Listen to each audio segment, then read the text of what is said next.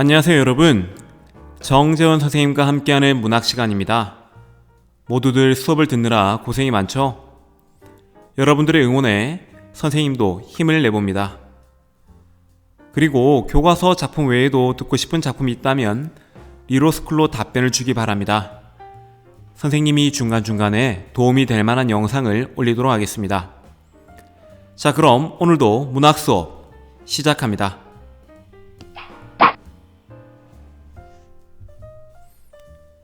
지금까지 우리는 김현승 시인의 눈물을 통해서 시를 감상했고, 조세희 작가의 난쟁이가 쏘아 올린 작은 공을 통해 소설을 공부했습니다. 오늘은 문학의 또 다른 갈래, 수필에 대해서 함께 공부해 보겠습니다. 천천히 수업의 결을 따라오기 바랍니다. 자, 여러분, 수필이라고 하면 무엇이 떠오르나요? 중학교 교과서에서 읽은 방망이 깎던 노인 등이 떠오르나요? 최근에 여러분들은 수필을 읽은 적이 있나요? 자, 생각보다 수필은 우리 가까이에 있습니다. 선생님은 어떤 정보를 얻거나 인터넷에서 도움을 받을 때 블로그를 많이 찾아보는 편이에요. 자, 이렇게 오늘날 다양한 블로그가 존재하죠. 음식 블로그, 운동 블로그, 맛집 블로그, 육아 블로그. 특히 선생님은 요즘은 육아 블로그를 매일같이 봅니다. 우리 아이가 갑자기 이런 행동을 해요. 아빠를 만만하게 보는 것 같아요. 등등의 깨알 정보를 얻기도 하고 각자 사람 사는 이야기를 공감하기도 합니다. 이렇게 블로그는 자신들의 관심사나 일상 경험에서의 정보, 느낀 점, 생각 등을 자유롭게 작성하는 공간입니다. 아마 여러분이나 여러분 가족들 중에도 블로그가 있을 수 있겠네요. 우리는 자신의 일상과 이야기를 블로그를 통해 공유하고 또 다른 누군가의 글을 읽고 깨달음을 얻거나 위안을 얻기도 합니다. 가끔은 영화를 보고 느낀 감상문을 블로그를 통해 남기기도 하고, 또 영화를 보러 가기 전 다른 사람의 블로그를 검색해 그 사람의 경험을 참고하기도 합니다. 다시 말해 블로그는 경험 공유의 장입니다. 많은 사람들에게 영향력을 미치는 블로그를 운영하는 사람을 파워 블로거라고도 하죠. 또 SNS는 어떤가요? 페이스북, 인스타그램, 트위터 등 종류도 다양한 SNS를 통해 전 세계 사람들이 자신들의 일상을 공유합니다. 일기를 쓰기도 하고 관심사를 담아내기도 하고 맛집 도장 깨기와 같은 인증 사진과 함께 짧은 소감을 남기기도 합니다. 그리고 다른 사람의 SNS를 통해 정보도 얻고 공감하고 위로를 받기도 합니다. 블로그와 SNS가 자신의 경험과 생각을 담아낸다는 점에서 넓은 의미의 수필과 닮아있진 않을까 생각해봅니다. 여기서 잠깐, 수필이란 말은 언제부터 썼을까요? 수필이란 말은 중국 남송 시대에 홍매라는 사람이 용제의 수필이라는 책에서 처음 사용했습니다. 나는 버릇이 게을러 책을 많이 읽지 못하였다. 생각나는 대로 혹은 그때그때 형편에 따라 적어 놓았기 때문에 차례가 맞지 않아 수필이라고 해둔다. 이 책에서 우리는 수필이라는 말을 처음 확인할 수 있습니다. 수필의 어원에 대해 간단히 살펴봤습니다. 그렇다면 도대체 수필이 무엇일까요? 그 의미에 대해 살펴보겠습니다. 수필의 한자어 뜻풀이를 해보면 보통 수를 선숫자라고 생각하는 친구들이 대부분인데, 이때 수는 따를 숫자, 따르다 라는 의미입니다. 필은 부필입니다. 뜻풀이를 해보면 붓 가는 대로 따른다. 붓 가는 대로 따른다는 것은 무엇을 의미할까요? 북 가는 대로 막 쓰기 때문에 특별한 형식이 없습니다. 시를 쓸 때는 간결함, 운율 등의 내적 요소를 신경 써야 할 것이고, 소설 또한 주제 구성, 문체, 인물, 사건, 배경 등을 고려해야 합니다. 그런데 수필은 특별히 정해진 형식이 없습니다. 그렇기 때문에 누구나 쓸 수 있는 글입니다. 어린 시절 우리가 썼던 일기, 스승의 날, 선생님께 쓰는 편지, 바로 형식이 자유롭기 때문에 누구나 쉽게 쓸 수 있다는 점이 특징입니다. 그래서 비전문적이라는 말을 쓰기도 하죠. 그런데 수필은 내가 바로 내 이야기를 담아내는 글입니다. 나라는 주어가 쓰이겠죠. 그래서 1인칭이고 내가 내 이야기를 하다 보니 고백적인 성격을 지녔다고 봅니다. 그러다 보니 사람 저마다의 개성이 드러나기 때문에 가장 개성적인 글이다 라고 이야기합니다. 이렇게 수필의 특성을 간단히 살펴보았습니다. 결국 수필은 이렇게 정의될 수 있겠네요. 일상생활 속에서 얻은 생각과 느낌을 형식에 얽매이지 않고 자유롭게 쓴 글. 그렇다면 수필은 옛날 고전에는 어떤 것들이 있을까 궁금하지 않나요? 네, 궁금하다는 목소리가 여기까지 들리네요. 그렇다고 합시다. 고전 수필 중 대표 작품을 통해 수필의 기본적인 구조를 알아보겠습니다. 고려시대 문인 이규보가 쓴 이옥설입니다. 제목의 의미는 집의 이치에 관한 이야기. 자, 내용은 제목 그대로 집을 고치는 경험에서 얻은 생각을 담은 글입니다.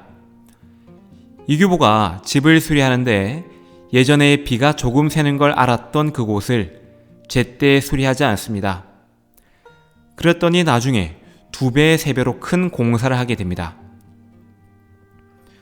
선생님 같으면 이렇게 똑같은 경험을 하고도 그냥 후회하고는 말았을 텐데 역시 문인은 다릅니다. 이규보는 이 경험에서 깨달음을 얻습니다. 아, 집을 고치는 것도 이런데 사람은 어떻겠냐? 사람도 잘못된 습관을 제때 고치지 않으면 더 큰 노력이 든다. 이런 내용이 있습니다.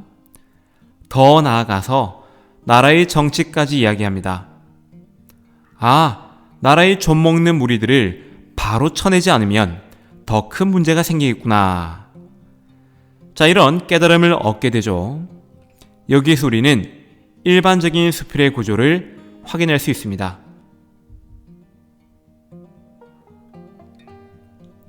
바로 경험과 생각의 구조. 생각이라고 하면 느낀 점, 깨달음, 감상 등이 되겠네요. 마치 오늘날 SNS에 사진으로 자신의 일상 경험을 담아내고 그 밑에 짧은 문구로 생각을 적는 것과 비슷합니다. 이렇게 이옥설을 통해서 수필의 기본적인 구조까지 살펴봤습니다.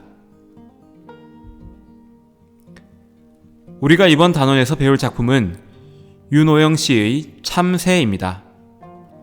사실 문학작품에서 새는 단골 소재입니다. 수많은 새들이 등장하죠. 특히 고전에서는 많이 존재합니다. 오늘날 TV, 노트북, 영화, 인터넷 등 인간들이 만들어낸 수많은 가공물들이 우리의 눈길을 가져가지만 예전에는 산, 강, 호수, 새, 풀 등이 다였습니다. 그래서 여러분들이 자연에서의 삶 등을 노래한 고전 작품을 유독 많이 배운 느낌이 드는 이유가 바로 이것입니다. 반면 오늘날은 워낙 바쁜 사회에서인지 자연의 눈을 돌리기가 참 쉽지 않습니다. 선생님도 어릴 때는 참새를 참 많이 봤고 구경도 많이 했던 것 같은데 요즘은 새라곤 바쁜 걸음걸이 사이로 지나가는 비둘기가 전부인 것 같네요. 자, 윤호영 씨는 이 참새와 관련해서 어떤 경험을 했을지 살펴보겠습니다.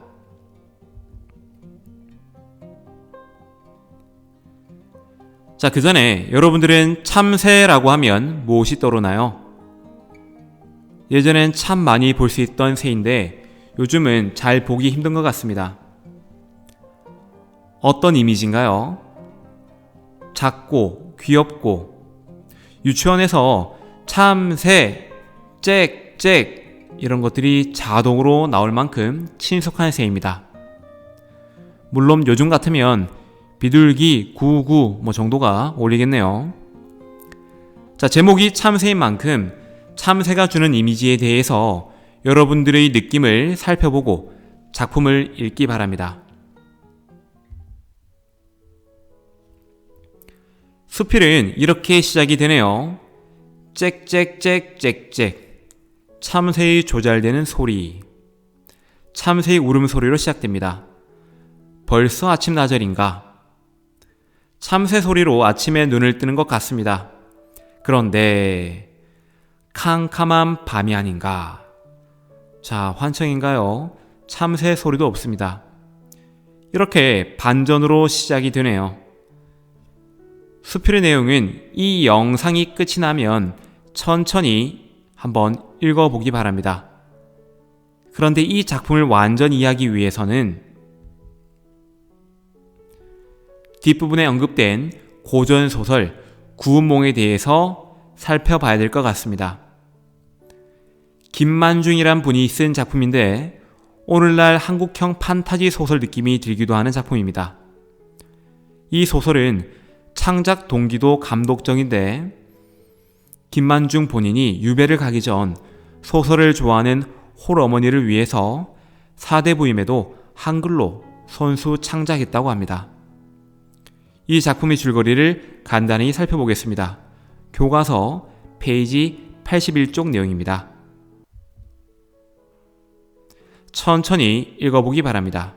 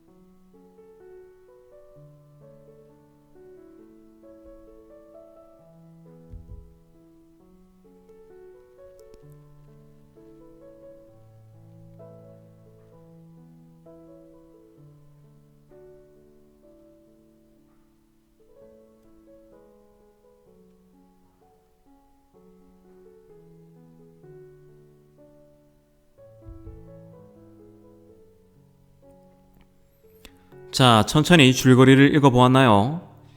이 작품의 제목, 구운몽의 의미로 간단히 정리해 보겠습니다.